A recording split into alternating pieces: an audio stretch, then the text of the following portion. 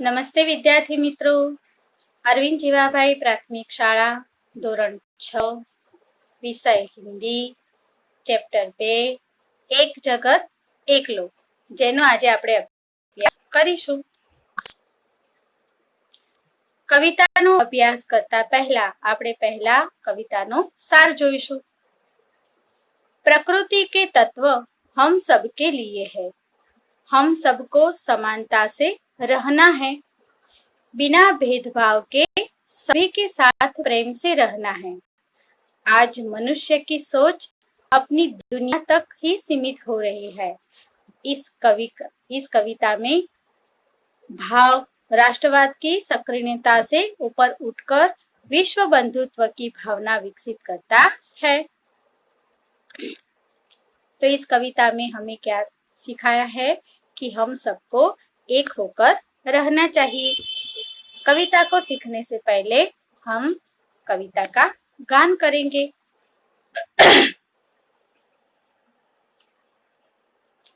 एक जगत एक लोक सबका है एक मान. एक जगत एक लोक सबका है एक मान.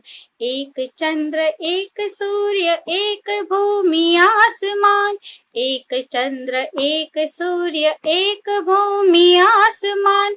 एक तेज एक हवा एक ही पानी.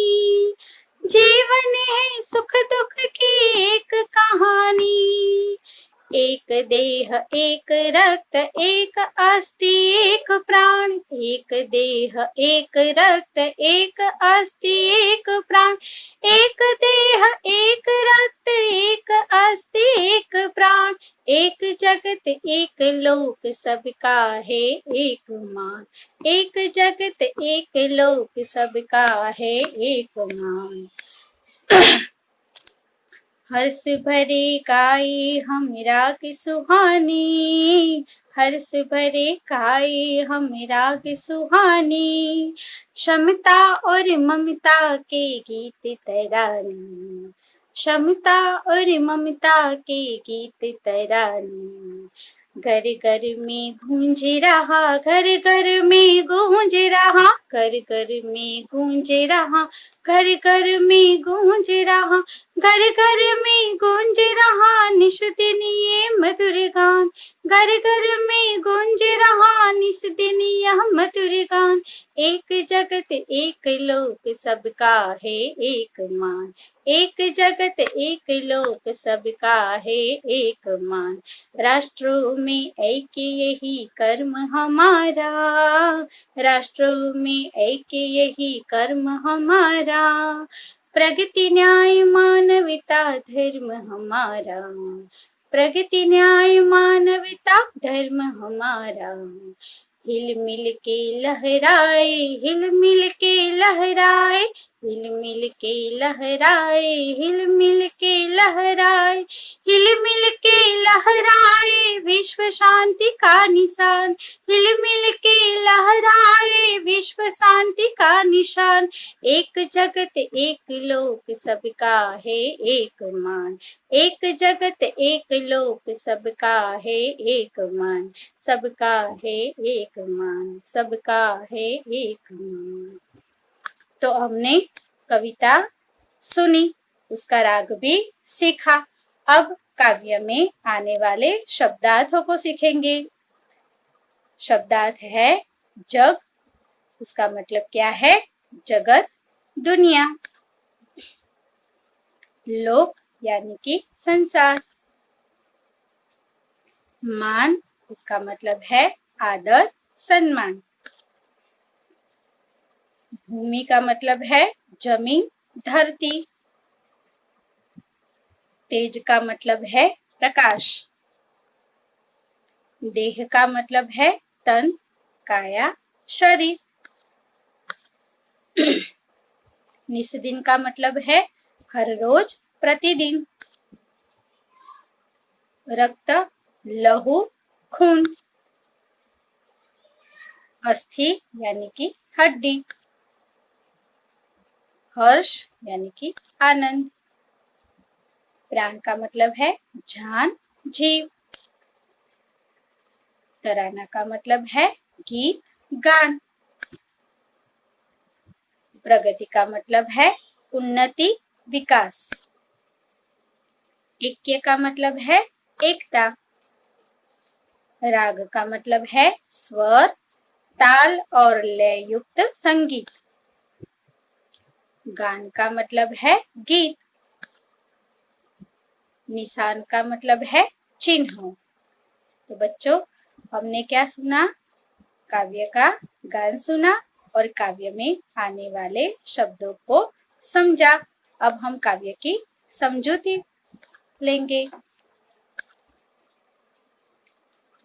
एक जगत एक लोक, सबका है एक मान। एक चंद्र एक सूर्य, एक भूमि आसमान। यह पूरी दुनिया एक है, संसार भी एक है। इस संसार के सभी लोगों को सम्मान मिलना चाहिए। पूरे संसार को एक ही चंद्र की रोशनी मिलती है। एक ही सूर्य पूरे लोक में उजाला फैलाता है। संसार के सभी लोग एक ही आसमान के नीचे एक ही धरती पर रहते हैं। इस पंक्ति में कवि हमें यह कहते हैं कि पूरा जगत एक है, सब लोग एक है, इसलिए सबको सम्मान मिलना चाहिए। एक ही चंद्रमा है, एक ही सूर्य है, एक ही भूमि है और एक ही आसमान है।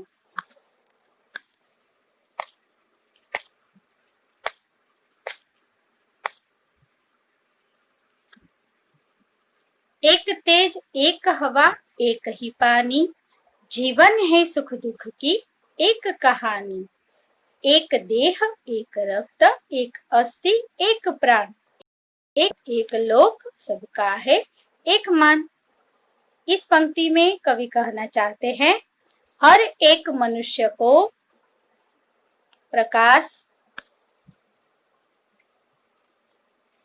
हवा और पानी मिलता है, वह भी एक है। सबके जीवन में आने वाले सुख दुख भी एक समान है।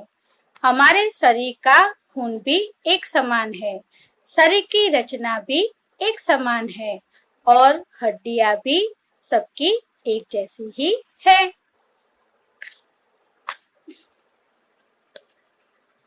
हर्ष भरे गाए हम राग सुहाने, समता और ममता के गीत तराने।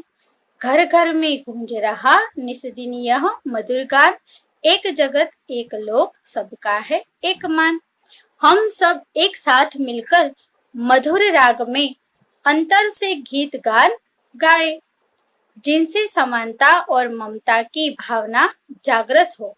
घर घर में रात दिन यह गीत गूंजते रहे कि हम सब एक ही है।